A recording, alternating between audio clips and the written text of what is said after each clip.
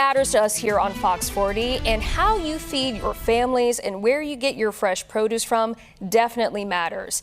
Now, you may not have heard of the local food purchase assistance program, also known as Farms Together, but this is a critical program that has delivered millions of fresh and locally grown meals to Californians, and it's on track to lose its funding next month. And this could have dire consequences on our farmers, our food banks, restaurants, and you here at home.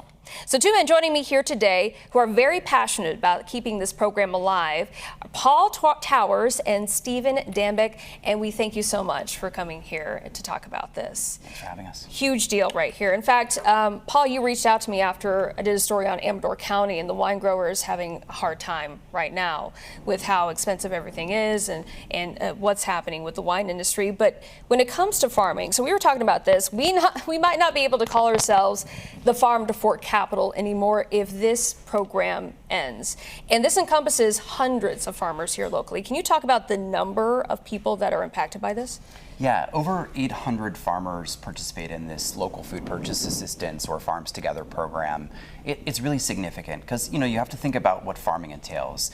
Every day farmers are out there growing our food. They're then trying to meet, certain rules and regulations. And then ultimately, they have to sell food, right? They have to get it somewhere, deliver it, drive it in a truck or work with someone. That's the whole point, right? They're running a small business. And so being able to sell those things is really essential.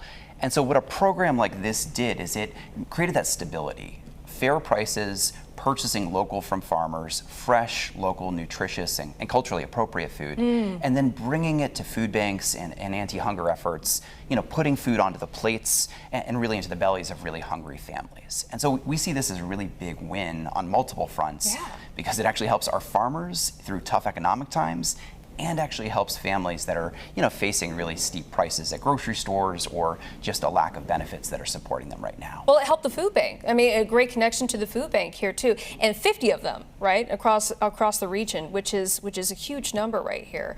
And then, Steven, as a farmer yourself, and you've been talking to other farmers across the region, food banks as well. What have you heard from them about the plight that they're going through right now, especially in this industry? And also, are they concerned about this program going away? What are they saying?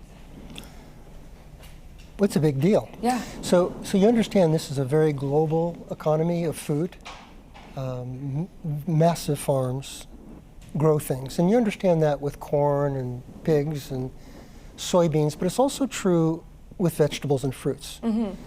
The problems with that are many, but the primary one for me is that farmers operating on an industrial scale can't take care of soil. So just to understand a little of the biology, when you get into soil that's got billions of microbes in a handful, the plant is feeding itself. The microbes are working to give it minerals, nutrients, macronutrients, and this results in flavor and nutrient density. Okay. The Farms Together program allows aggregators like me, I was a farmer, now I aggregate for other farmers, to take really fantastic, flavorful, nutrient-dense food to people who need it. And the impact of this Farms Together program is that same dollar that helps a local farmer also helps the food bank. I walk in with this incredible stuff that was picked absolutely ripe, so it didn't have to go through storage or shelf life. It actually is alive. I walk into the food bank and the staff in the warehouse stops and looks at it and smiles. And then it goes down to distribution and these people see it as Christmas presents. Sure. It's incredible. I mean, again, we're feeding families, we're giving them something healthy to look forward to rather than, just canned goods that you get at the food bank. This is great stuff to have on the table, especially for children too, when you think about that. So if this program goes away, what's going to happen? Yeah, I mean, we'll see with this program. So we were able to create it the last few years through bipartisan support.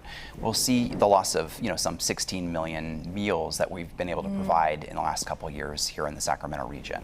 So significant losses in food at a time when families are more hungry than ever because prices are so great and there's less access at food banks because there's so much demand at food banks right now. And so you'll see that really significant cuts. We we saw federal officials cut dollars in just the past year that are just hitting us now in the next month. And so that's why we're calling on state leaders to really step up and fill that gap, to make sure that we can, really put fresh fruits and vegetables on people's plates and hold on to that title of being America's farm to fork capital. Absolutely. And I mean, is it too late? I mean, do we have enough time right here to get this in the budget? Because we just had that May revise, and I don't know if Newsom even left anything left in the budget for this. Yeah, so unfortunately the governor wasn't in his budget, but some legislators are still championing it, including some in this region.